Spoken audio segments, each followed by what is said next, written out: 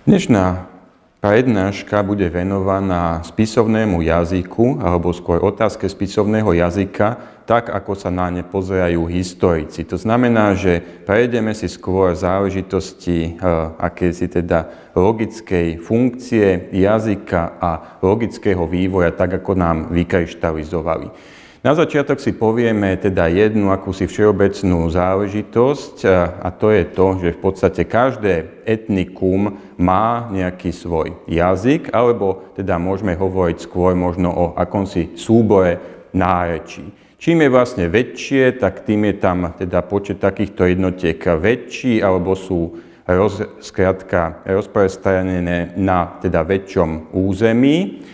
Z toho nám potom vyplýva teda jedna vec, že je tu veľmi dôležitá otázka toho, ako sa vníma teda na jednej strane určitá odlišnosť a na druhej strane teda práve zase akési to spoločné hľadanie teda tých spoločných záležitostí.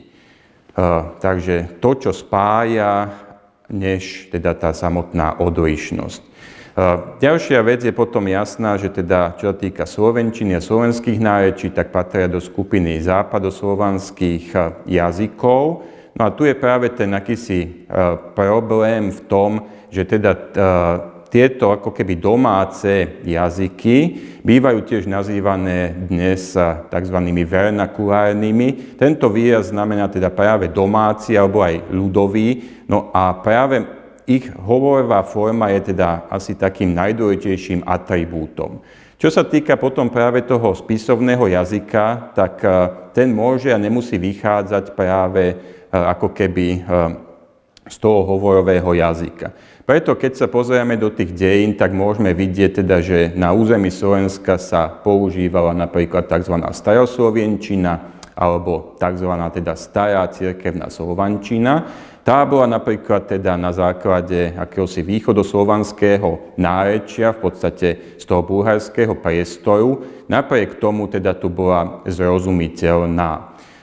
Ďalej v tých dejinách môžeme hovoriť teda o vláde latinčiny, čiže to bolo relatívne najdlhšie obdobie a teda jazyk, ktorý spĺňal tú úlohu toho spisovného jazyka teda najdlhšie. No a potom sa už dostávame do obdobia v podstate humanizmu a renesancie, kedy tieto úlohy začali konečne plniť ako keby tie materinské alebo domáce jazyky a vlastne tento vývoj môžeme sledovať teda cez celú Európu.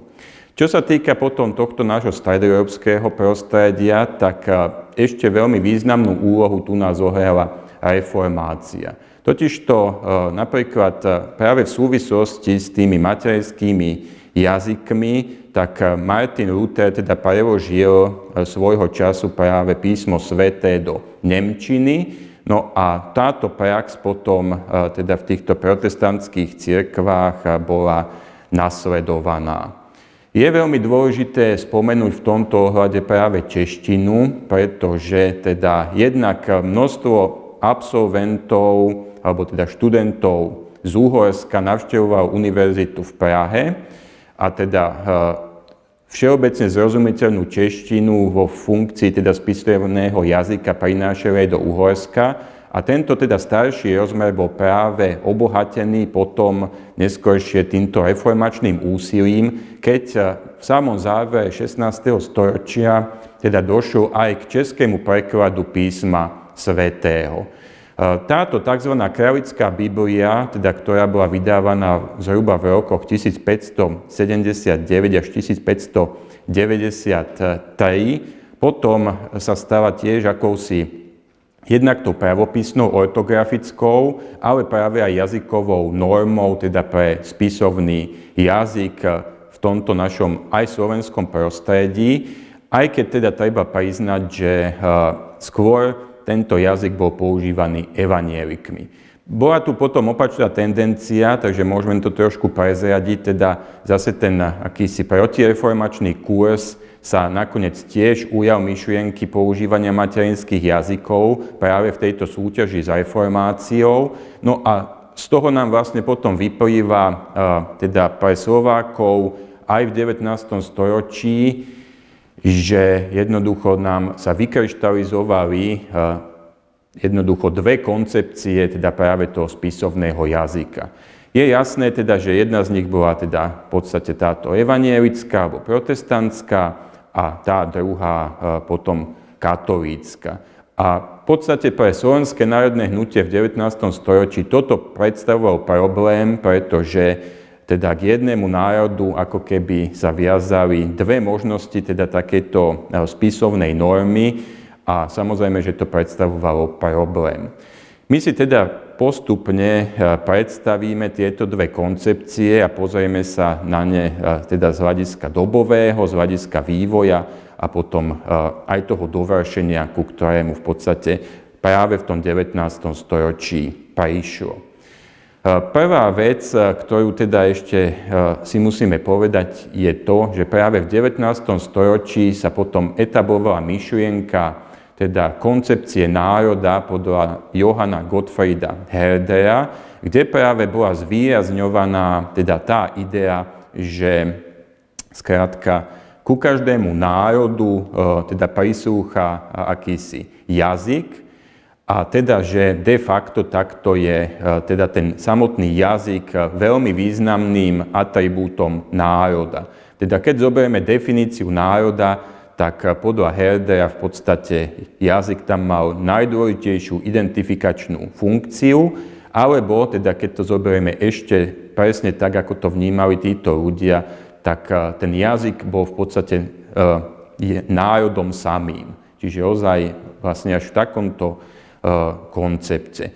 Trošku iná koncepcia bola v 18. storočí a teda tá pracovala s tými osvietenskými ideálmi a tam teda oni pracovali s konceptom, že jazyk je vlastne iba nástroj komunikácie, publikovania a vzdelávania. Takže tu vidíme v podstate veľký rozdiel medzi týmito dvoma koncepciami, ktoré teda samozrejme boli oddelené práve tým časovým obdobím a teda krásne nám práve demonštrujú ten svetonázor teda tej svojej doby. Teraz môžeme sa vlastne pozrieť teda už na samotné to nastavenie teda tých dvoch koncepcií toho spisovného jazyka. Čiže prvá z nich, začali by sme práve evanjelikmi, takže de facto tu môžeme hovoriť o tom nadviazaní na tento vývoj a používanie teda češtiny, ktorá bola teda všeobecne v slovenskom prostredí Uhorska zrozumiteľná a teda plnila tu ozaj túto úlohu spisovného jazyka. Je celkom zaujímavé to, že ona v podstate nemala hovorovú verziu, takže ozaj išlo iba o to, teda akési upravené, cizelované nárečie, ktoré teda sa používalo v tejto spisovnej podobe a funkcii. Na druhej strane zase väčšina tých slovenských ako keby intelektuálov si dobre uvedomovalo určitú jazykovú odlišnosť Slovákov a Čechov. To im však nebránilo jednoducho tú češtinu používať, pretože v rámci tých nárečí ju skrátka teda tohto akéhosi stredoeurópskeho, takého československého priestoru ju považovali skrátka za nárečie také najvyspelejšie, najvycibrenejšie. Na druhej strane napríklad oni hovoria potom často o slovenskom jazyku alebo o slovenčine a je zaujímavé, že pod tým si vlastne predstavujú práve túto češtinu, teda tú tzv. Biblickú češtinu podľa ešte teda toho kánonu tejto Králickej Biblie z toho 16. storočia. Môžeme tu potom rozlíšiť akúsi staršiu vrstvu tých vzdelancov toho 18. storočia, čiže to sú osobnosti ako Ondrej Plachy, ako Ján Hrdlička, ako Michal Semian, ako Augustín Doležal, Štefan Leška a ďalší. Títo určite teda presadzovali v tom 18. storočí tú formu tejto Králickej Biblie, bibličtinu. K ním potom radíme aj takých autorov, ako keby toho prelomu 18. a 19. storočia, akými bol teda Bohuslav Tablic alebo Juraj Palkovič, ktorí teda ešte stále tiež zastávali túto tzv. Bibličtinu. No a tí mladší autori evanjelickí, ako napríklad Pavol Jozef Šafárik alebo Jan Kolár, tak tu už je trošku akýsi teda posun, pretože musíme si uvedomiť, že ozaj tá kráľovská Biblia bola teda konzervovaný v podstate jazykom toho 16. storočia a čeština teda do toho 19. storočia už potom prešla určitým vývojom, určitými tiež teda zmenami, pretože bola živým jazykom a práve v 20. rokoch 19.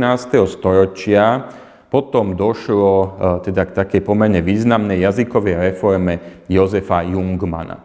Je zaujímavé teda, že samozrejme toto splnilo veľkú polemiku aj teda v tom prostredí českom, ale teda je zaujímavé, že sa to odrazilo vlastne aj v prostredí slovenskom, alebo teda u týchto slovenských evanielikov. Tí starší autori tú reformu de facto odmietali a teda stále brali za ten úzus teda tú bibličtinu. A títo novší autori ako Kollár, Šafárik teda sa prispôsobili tomuto konceptu a teda začali používanú češtinu, teda vo funkcii toho spisovného jazyka, stávať už teda na tomto reformovanom jazyku. Takže toto bolo veľmi zaujímavý teda akýsi posun a tam vidíme teda znovu ten teda akýsi odlišný generačný prístup.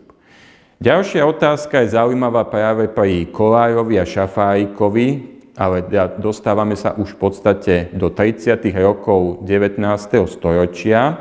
Bola to koncepcia tzv. Českoslovenčiny, kde teda jednoducho sa práve Kollár snažil obohatiť teda češtinu slovenskými prvkami a teda vytvoriť akýsi teda takýto kombinovaný spisovný jazyk, ktorý mal byť spoločný teda aj pre Čechov, aj Slovákov. Jemu to splývalo aj s jeho konceptom teda tzv. Československého kmeňa, ako akési teda takej prednárodnej entity, teda v tejto štruktúre, pretože oni vnímali skrátka národ slovanský a teda tá štruktúra sa potom členila práve na tie jednotlivé kmene. No a jedným z nich mal byť teda tento československý a nemu teda mala prislúchať táto čeština, v podstate obohatená slovenskými prvkami, ktorá mala tomuto jazyku dodať akúsi ľubozvučnosť. Zaujímavé je na tom to, že teda mala byť základom teda tá česká gramatika a niektoré teda tieto slovenské prvky tam mali byť implementované.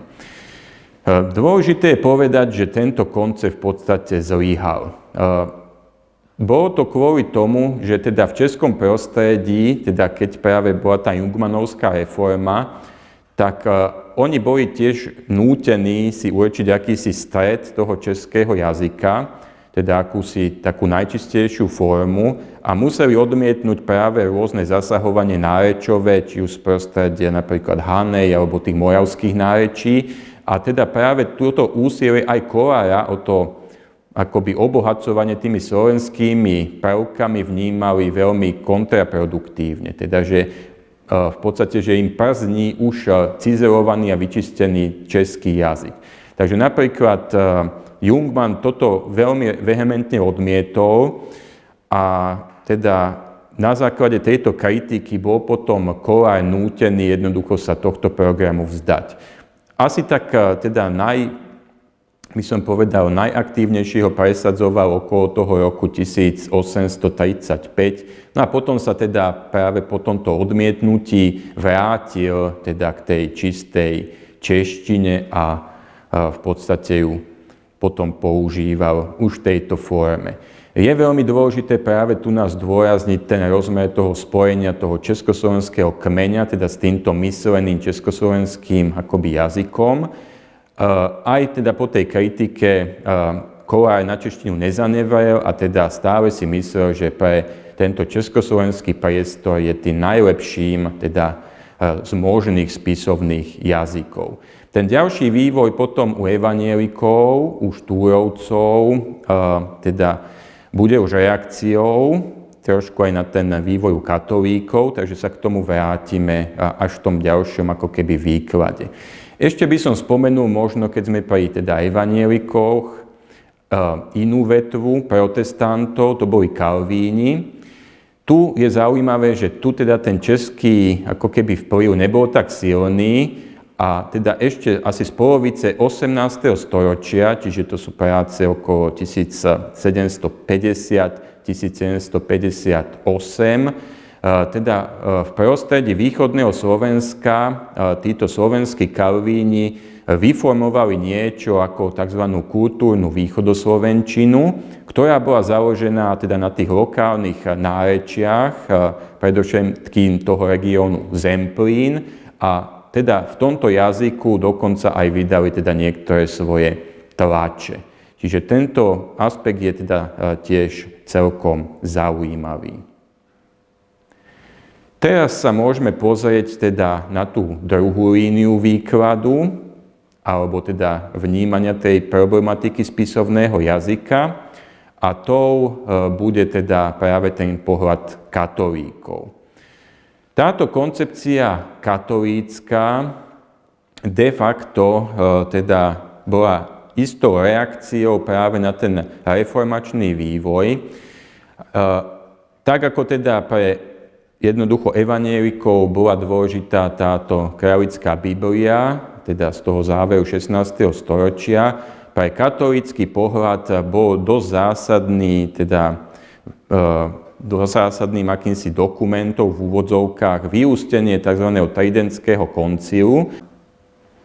Tridentský koncil, teda prebiehajúci v 16. storočí, a jeho zasadania sa stali potom pre katolíkov zásadnými v tom zmysle, teda, že sa tam prerokovávala práve myšlienka použitia teda tiež materinských jazykov práve teda v reakcii na reformáciu.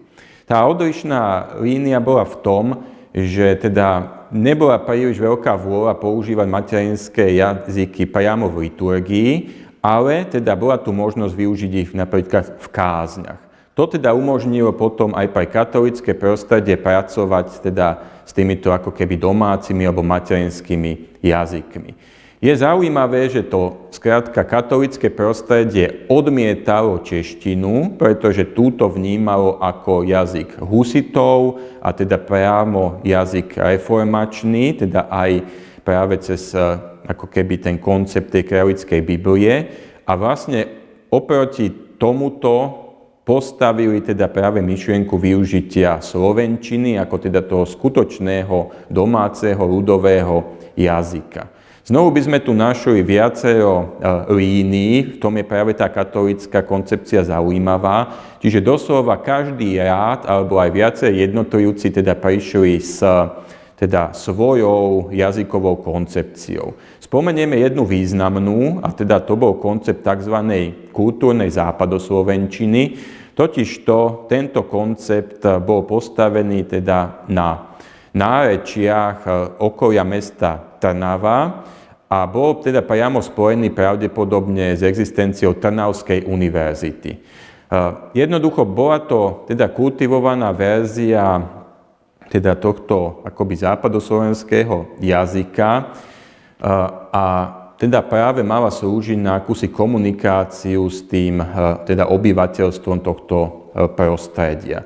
Známy je napríklad fenomén tzv. Pašiových hier, kedy teda študenti tejto univerzity nacvičovali v tom adventnom období teda pašiové hry, a aby ozaj niečo vybrali a aby teda tie hry boli zrozumiteľné práve tomu svojmu obecenstvu, tak v podstate si pripravovali ako keby tie dialógy práve v takomto zrozumiteľnom a prístupnom jazyku. Čiže darmo by jednoducho používali nejaký vznešený iný jazyk, cudzí, keby im teda práve to obecenstvo nerozumelo. Takže toto je jeden z takých akoby obrazov praktických a konkrétnych, že ako a prečo sa teda práve tento jazyk tu skrátka takýmto spôsobom vykryštalizoval. Potom, keby sme sledovali, hovorím, tie rády alebo tých jednotlivcov, tak toto bolo v podstate jezuitské prostredie univerzity. Ďalšie rády tiež teda pracovali so svojimi jazykovými koncepciami. Spomenúť by sme mohli napríklad Alexandra Máča a jeho prácu Chleby prvotín niekde k roku 1718, Františkána Hugolina Gavroviča a jeho teda valašskú školu Mravu v Stodolu niekde k roku 1755. No a veľmi významným takým posunom bolo teda tiež preloženie písma svätého do slovenčiny kolektívom okolo Romualda Hadbavného práve na konci 50. rokov tohoto teda 18. storočia. Aj keď k tomu prekladu zdá sa teda došlo v prostredí Červeného kláštora, čo je teda kláštor v podstate na severe dnešného Slovenska, na Dunajci v blízkosti Poľska, tak ten jazyk bol založený práve na tej kultúrnej západoslovenčine. No a to nás potom viaže k tomu prostrediu ďalej v podstate Nitry a teda tohto prostredia. Čiže k tomu roku 1759 máme teda tento slovenský preklad písma svätého. Ďalej z tých osobností by sme mohli ešte spomenúť Jozefa Ignáca Bajzu, teda autora prvého slovenského románu, ktorý teda v svojich prácach tiež cizeloval akúsi vlastnú jazykovú líniu. Tá sa vyznačovala akousi zmesou teda práve toho slovenského nárečia, slovenského jazyka a češtiny, prípadne iných prvkov. No a v podstate veľkým potom míľnikom bude teda kodifikácia Bernolákovcov, ku ktorej došlo na konci teda 80. rokov teda tohto 18. storočia. Môžeme povedať v istom zmysle, že teda tým bol vývoj potom tejto línie, teda slovenského jazyka u katolíkov, dovršený teda v takej akoby najvyššej miere. Koncept teda Bernolákovcov súvisel teda predovšetkým s politikou Jozefa II., ktorý teda založil tzv. Generálne semináre. A jeden z týchto seminárov, ktorý bol teda v Prešporku, dnešnej Bratislave na Hrade, práve sústredil mladých bohoslovcov z celého územia Slovenska. A teda Jozef II. Podporoval práve materinské jazyky, alebo teda to základné vzdelanie v týchto jazykoch. A práve teda aj kňazi, teda ich povinnosťou bolo dorozumieť sa so svojimi farníkmi, takže aj táto línia potom bola úplne prirodzená. Na jednej strane vidíme aj to, že skrátka ako keby takáto skupina tých bohoslovcov z celého územia Slovenska si musela vytvoriť najprv vlastný jazykový úzus, aby rozumeli sami sebe navzájom, pretože sa tam stretli teda Slováci ako keby z tých rôznych území s rôznymi dialektmi. No a práve preto aj potom teda táto norma bernolákovskej slovenčiny, okrem toho, že bola založená znovu teda na tejto kultúrnej západoslovenčine, obsahuje predsa len aj prvky teda tých stredoslovenských alebo aj východoslovenských nárečí. Keď sa pozrieme potom teda na tú líniu logickú, tak skutočne ide o obdobie tých 80. rokov 18. storočia, o určité ideály osvietenstva. Ten jazyk tu bol vnímaný ozaj ako nástroj, komunikačný nástroj a teda s tým potom bola spojená aj funkcia teda práve vzdelávania sa v tomto jazyku alebo potom publikovania teda v tomto jazyku, takže to bolo to smerovanie. No a za týmto účelom teda skutočne k tomu roku 1787 teda bola kodifikovaná tzv. Teda táto bernolákovská slovenčina. Tento krok teda bol logický vzhľadom na to, čo som povedal. Oni ešte predsa vnímali akúsi teda krásu toho jazyka, ale teda v takom prísne logickom postavení a bol tam určitý obraz tiež jazyka ako zrkadla vedomia, teda že jazyk vlastne odzrkadluje teda ten myšlienkový svet.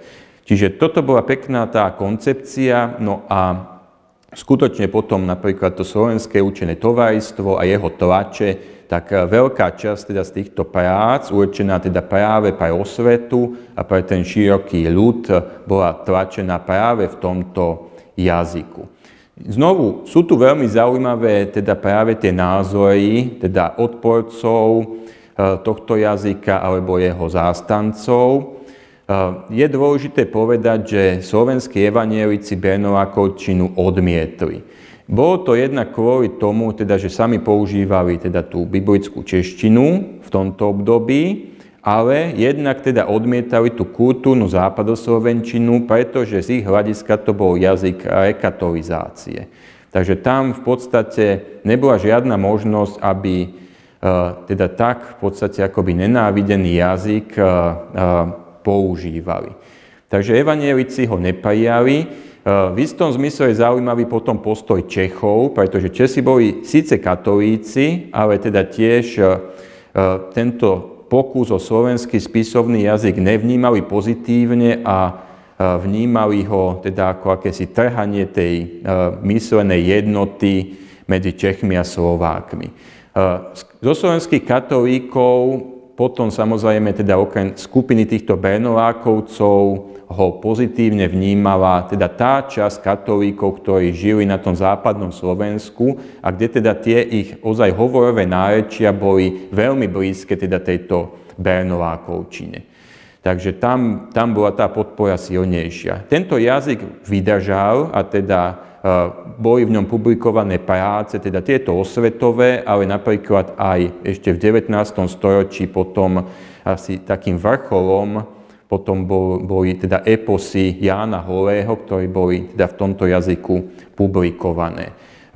Holý už bol teda tým mladobernolákovcom, teda to bola skupina, ktorá bola aktívna zhruba od tých 20. rokov 19.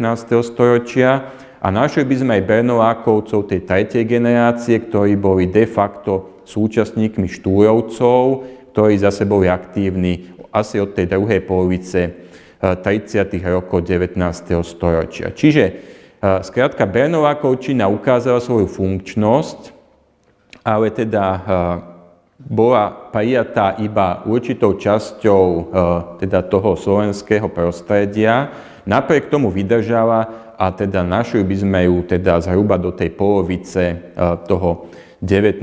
storočia ešte v tej funkčnej podobe. Potom ten vývoj teda smeroval k dohode na novom spisovnom jazyku aj pre katolíkov a bernolákovčina bola v podstate opustená. A teda dnes môžeme povedať, že je pred nás takým trošku možno cudzokrajným akoby jazykom, ale odporúčam napríklad tie vydania, teda práve napríklad Svatoplúka alebo týchto eposov Jána Holého, kde teda na jednej strane je ten text uvedený v bernolákovčine a na druhej strane napríklad v tom modernom preklade. Čiže dá sa povedať, zrozumiteľný, ale teda ten ortografický systém nám už môže byť predsa len dosť vzdialený. Čiže toto je akýsi záver toho rídzo-katolíckeho potom pôsobenia, kde teda ozaj bernolákovčina bola akýmsi vrcholom. Čiže v základe sme si teraz predstavili teda obe tie línie, tak ako sa formovali ako keby v minulosti, to znamená líniu evanjelickú na základe češtiny a líniu v podstate katolícku na základe teda domácej slovenčiny. A teda to, ako najmä v tom 18. storočí tieto dve verzie spisovného jazyka Slovákov koexistovali medzi sebou. V ďalšom výklade, ktorý sa týka práve už toho ako keby vyústenia a riešenia tejto situácie, sa budeme teda venovať potom pokračovaniu a akémusi teda nastoleniu práve tej finálnej jednoty a teda konečnej dohode na spisovnom jazyku pre Slovákov teda v ďalšom období, ktoré sa týka už štúrovcov, ale teda tento vývoj si predstavíme už až v tej nasledujúcej prednáške. Čiže teraz vám ďakujem za pozornosť a teda budeme v našom výklade ďalej pokračovať.